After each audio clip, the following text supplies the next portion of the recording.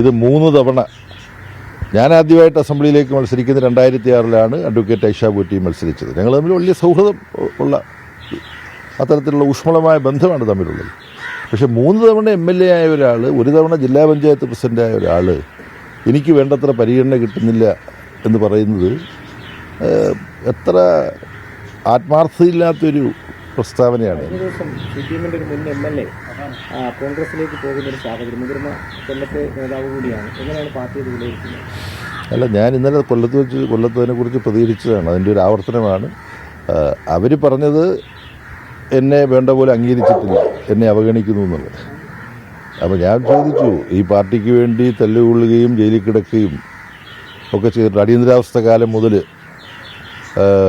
ഒരുപാട് ത്യാഗങ്ങൾ സഹിച്ചിട്ടുള്ള ആയിരക്കണക്കിന് പാർട്ടി പ്രവർത്തകർ ഒരു പഞ്ചായത്ത് മെമ്പറോ ഒരു മുനിസിപ്പൽ കോർപ്പറേഷൻ വാർഡ് കൗൺസിലറോ പോലും ആയിട്ടില്ല, മത്സരിക്കാൻ അവസരം കിട്ടിയിട്ടില്ല.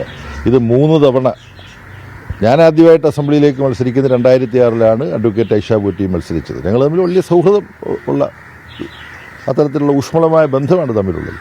പക്ഷെ 3 തവണ MLA ആയ ഒരാൾ, 1 തവണ ജില്ലാ പഞ്ചായത്ത് പ്രസിഡൻ്റായ ഒരാൾ എനിക്ക് വേണ്ടത്ര പരിഗണന കിട്ടുന്നില്ല എന്ന് പറയുന്നത് എത്ര ആത്മാർത്ഥതയില്ലാത്തൊരു പ്രസ്താവനയാണ്.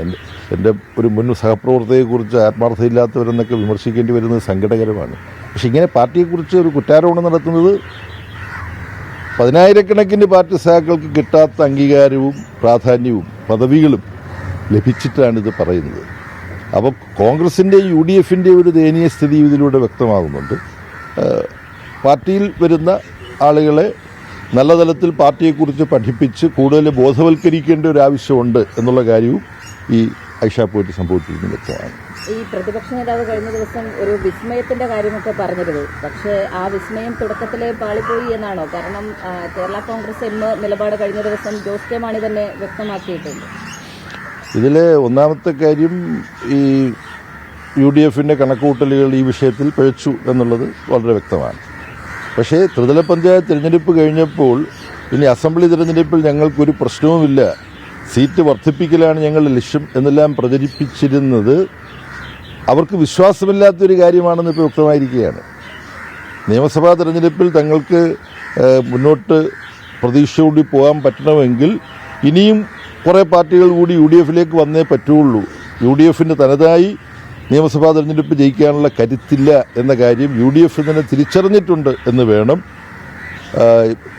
VD സതീശൻ്റെ പരസ്യ പ്രസ്താവന എന്ന് പറഞ്ഞാൽ LDF-ൽ നിന്നും NDA-യിൽ നിന്നും BJP മുന്നണിയിൽ നിന്നും LDF മുന്നണിയിൽ നിന്നും ഞങ്ങൾ ആളുകളെ പ്രതീക്ഷിക്കുന്നുണ്ടെന്നാണ്.